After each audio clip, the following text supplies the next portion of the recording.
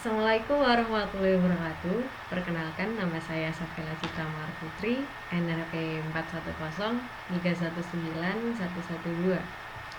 Di sini saya akan menjelaskan tentang aturan penulisan karya ilmiah dan sistematikanya.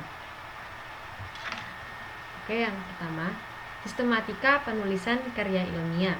Yang pertama ada cover depan, judul, daftar isi, bab 1 pendahuluan, bab 2 isi, bab 3 pembahasan, dan ada juga bab 4 penutupan, lalu ada daftar pustaka. Oke, yang pertama saya akan menjelaskan untuk yang bab pertama, yaitu pendahuluan. Pada bagian pendahuluan berisikan informasi terkait karya ilmiah yang dilakukan, latar belakang masalah yang menceritakan kenapa penelitian yang menceritakan itu diambil sebagai judul utama dalam KTI tersebut. Intinya, dalam pembagian pendahuluan karya tulis ilmiah memaparkan terkait penelitian yang akan dilakukan, seperti ada latar belakang, alasan memilih topik, uraian singkat terkait masalah yang diambil, lalu pembahasan terkait ruang lingkup, dan ada solusi yang harus diberikan. Itu merupakan bab 1. Dan yang bab kedua yaitu isi atau pembahasan. Sementara pada bab 2 ini penulisan landasan teori dan tinjauan pustaka. Di sini Anda bisa menuliskan referensi apa saja yang Anda gunakan untuk menunjang penelitian Anda. Landasan teori juga harus ditulis secara terstruktur sesuai dengan tahapan pembahasan penelitian. Selanjutnya diteruskan pada bab pembahasan, yaitu bab ketiga. Bab ketiga, pembahasan atau penyajian hasil penelitian. Dalam bab ketiga ini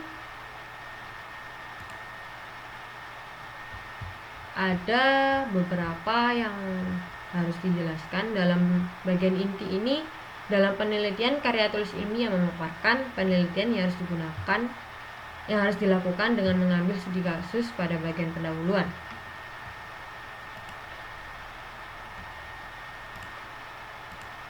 Dalam bagian inti pembahasan, dalam karya tulis ilmiah diuraikan terkait landasan teori yang mendukung penelitian yang dilakukan,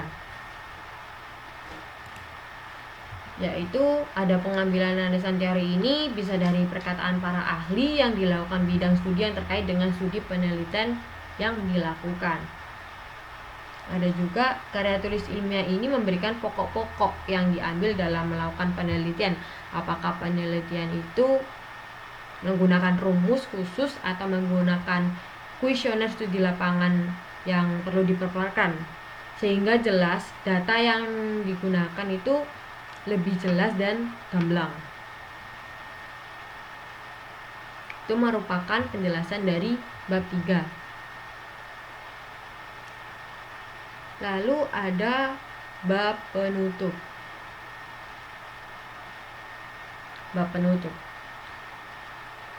Bab penutup pada bagian penutup ini memaparkan kesimpulan akhir dari penelitian karya tulis ilmiah yang dilakukan mampu memberi solusi terhadap permasalahan yang diangkat ataukah sebagai batu loncatan awal untuk penelitian lanjutan pun harus dipaparkan. Pada bagian ini juga perlu memberikan penjelasan terkait saran dan harapan tersebut agar dapat menjadi landasan teori berikutnya saat membuat karya tulis ilmiah dengan tema yang sama, walau dengan tempat yang berbeda. Pada bagian terdapat kesimpulan dan saran. Pada bagian kesimpulan berisi tentang kesimpulan penelitian ini atau penelitian terserah, penelitian Anda. Lalu daftar pustaka. Daftar pustaka merupakan daftar yang berisi semua buku atau tulisan ilmiah yang menjadi rujukan dalam melakukan penelitian. Maksudnya ketika Anda ingin menulis karya ilmiah, yang bisa berupa artikel, makalah, atau presentasi. Anda harus menulis atau membuat daftar pustaka agar mudah untuk mencantumkan sumber rujukan penelitian Anda, agar penelitian Anda itu tidak terlihat hoak dan valid, itu benar-benar ada datanya, ada buktinya, ini dari mana gitu. Jika membuat tulisan ilmiah tapi sumber rujukannya salah atau tidak ada, maka tulisan ilmiah tersebut dikatakan tidak dipercaya atau tidak valid, hoax. Makanya daftar pustaka ini sangat penting untuk digunakan dalam menulis karya ilmiah maupun membuat jurnal-jurnal lainnya atau membuat artikel. Aturan penulisan karya ilmiah. Aturan-aturannya ini sangat banyak ya. Ada macam-macam. Yang pasti ada dijelaskan bagaimana fontnya, spasinya, ukuran kertas, ukuran margin, ada bab, ada subbab, terus tulisannya harus tebal atau tipis, terus jarak antar bab, lalu ada judul artikel, terus ada bagaimana cara penulisan paragraf, terus bagaimana penambahan atau cara penulisan struktur-struktur lain. Mari kita bahas setelah ini. Oke, untuk yang pertama ada font, spasi, dan ukuran. Dalam penulisan karya ilmiah sendiri terdapat aturan yang perlu diperhatikan, yaitu font, spasi, ukuran kertas yang digunakan dalam menulis karya ilmiah. Naskah karya ilmiah haruslah diketik dengan aturan kertas A4. Jenis fontnya juga harus Times New Roman. Ukuran font harus 12 px dan spasinya harus 1. Lalu yang kedua, ukuran margin. Ukuran margin adalah tepian kertas yang merupakan bagian kosong. Untuk ukuran margin ini ada aturannya sendiri. Yang pertama, top atau atas itu harus 3 cm, terus button atau bawah 4 cm. Lalu kiri 3 cm dan kanan 4 cm. Untuk yang ketiga ada bab dan subbab. Dalam penulisan bab dan subbab pada penulisan penelitian karya ilmiah ini berbeda dengan penulisan bab dan subbab pada penulisan skripsi ya. Jadi bisa dibedakan. Pada penulisan karya ilmiah bab dan subbab ditulis dengan menggunakan sistem numeral 1A gitu.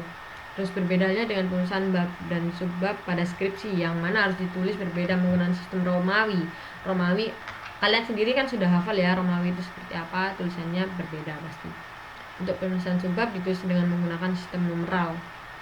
Jadi dari pembahasan ini ditemukan bahwa penulisan skripsi dan karya ilmiah itu berbeda. Untuk penulisan subbab ini ditulis dengan cara berikut ini. Tulisannya harus bold ya. Biasanya memiliki aturan subbab sendiri. Subbab sendiri terhadap anak subbab yang juga memiliki aturan-aturan penulisan sebagai berikut, yaitu ada anak subbab ditulis dengan style font italic dan masih sama seperti judul-judul pada umumnya, bahwa huruf awal setiap kata tulisan harus kapital, kecuali untuk kata preposisi, kata hubung, kata sambung, dan kata tugas. Yang keempat ada jarak antar bab. Jarak antar bab ini dalam karya ilmiah penulisan bab baru ini tidak memerlukan ganti halaman baru, melainkan hanya diberi jarak 3 spasi untuk membuat bab baru. Sedangkan untuk penulisan subbab, antara jarak bab dengan subbab ditulis dengan jarak 2,5 spasi. Dan untuk penulisan kalimat awal setelah subbab diberi jarak 2 spasi aja di bawah subbab. Lalu yang kelima ada judul artikel. Pada judul artikel, cara penulisannya dengan menggunakan huruf kapital yang pasti huruf besar semua. Terus tulisannya harus bold, masih menggunakan jenis font Times New Roman. Dalam penulisan kalimat awal setelah jangan menggunakan garis bawah atau underline. Terus tulisannya harus di tengah atau alias center. Yang keenam, penulisan paragraf. Untuk penulisan paragraf atau alinea dalam penulisan karya ilmiah juga terdapat aturan-aturan penulisan yang diantaranya adalah sebagai dengan alinea baru diketik di dalam atau menjorok sebanyak 7-8 karakter atau minimal 1,25 cm. Lalu yang ketujuh, penulisan struktur lain. Halaman judul daftar nama anggota kelompok. Ini merupakan contoh ya. Contoh penulisan struktur lain, halaman judul, daftar nama anggota kelompok, terus ada halaman pengesahan, kata pengantar menggunakan angka Romawi kecil dan diketik di sebelah sudut kanan. Oke, sekian pemaparan dari saya. Apabila ada salah penjelasan atau salah kata, saya mohon maaf yang sebesar-besarnya. Wassalamualaikum warahmatullahi wabarakatuh.